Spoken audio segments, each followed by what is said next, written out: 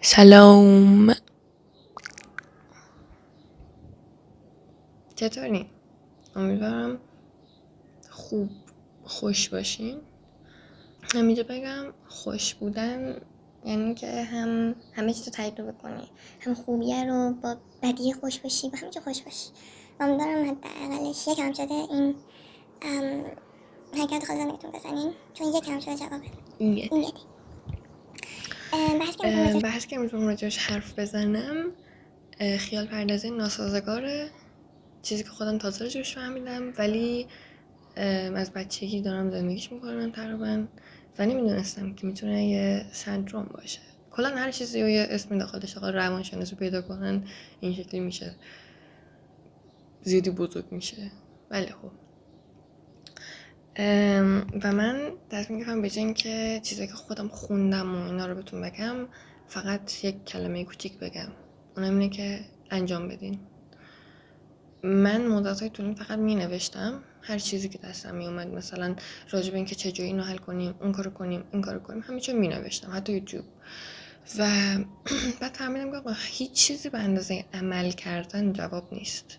یعنی شما فقط باید انجام بدین، چون اون چیزی که نوشته شدن تجربیات بقیه است و شاید صرفا یه کمکی بهتون بکنه، ولی اون چیزی که در اصل قراره به دست بیاد تجربه خودتونه.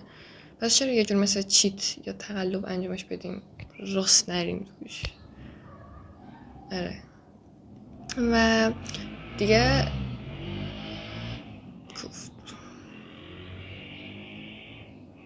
آره دیگه چیزی میخوام بگم که یادم نمیاد، چون که هیچ ایده ای ندارم قرار بود چی بگم داخل این ویدیو. صرفا 10 دقیقه است که بیدار شدم و تصمیم گرفتم یه ویدیو بگیرم. ولی خیال پردازی ناسازگار این شکلیه که بدون که حواست باشه، به صورت یه خودکار، البته اولش نه بعدش این شکل میشه، به صورت خودکار همش داخل فکری. و داخل فکر منظورم چیه؟ مثلا الان اینجا نشستم ولی ممکنه ذهنم فکر بیاره که آره من تو بهترین استودیوم دنیا دارم این شکلی حرف میزنم.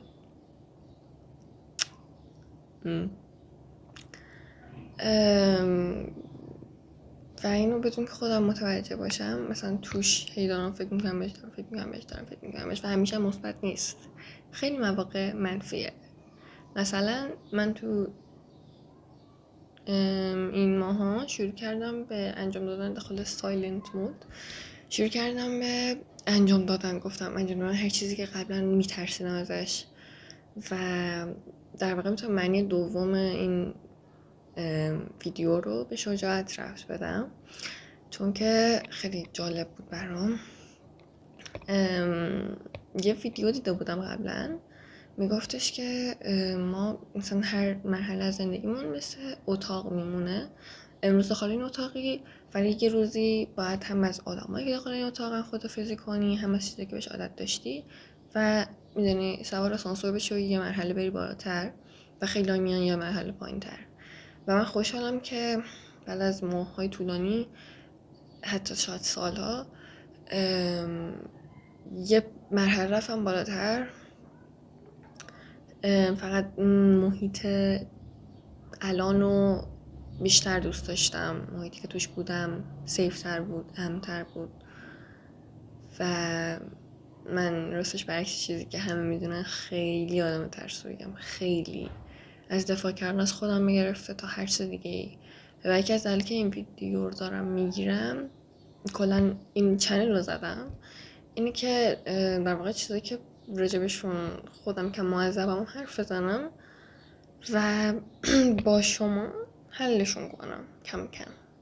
مثلا رفتم و تو باشگاهی که میدونی خیلی هم پیشرفته تر بودن تمرین کردم. بالاخره بعد از 2 سال که هی میگفتم آره ماه بعد میرم و اصلا هیچ چیزی اونقدر سخت نبود، هیچ چیزی. مثلا من از وقتی که من آبی بودم دلم میخواست برم، الان که من مشکم، ولی و وقتی قرمز بودم پانش کردم راستش بخوای، یعنی دیگه آزمونم داده بودم راستش بکن.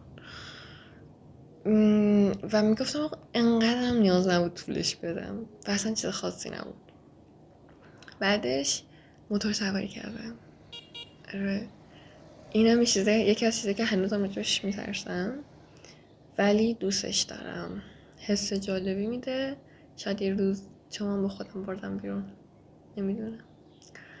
و الان میخوام دقیقا همین عادتهایی که خودم انجام دادمشون تا از خیال پردازی ناسزگار که در واقع تو موقعیتی به وجود میاد که ما از لحظه که توش هستیم چیز نمی کنیم، یعنی حس خوبی نداریم بهش، یا از لحظه که توش هستیم ناراضی هستیم و دلمون میخواست جای دیگه باشیم و دقیقا ذهن ما رو میبره به همون جایی که میخواستیم باشیم و خیلی از موارد میبره به جایی که شاید خیلی منفیه ها، ولی داره بهت حس مثلا توجه یه همچین چیزایی میده که تو میخوای بازم. و آره، میخوام تو این 2 دقیقه فقط یه نگاه کوچیک بکنیم با هم به چیزایی که من امتحانشون کردم تو این چندین ماهی که نبودم.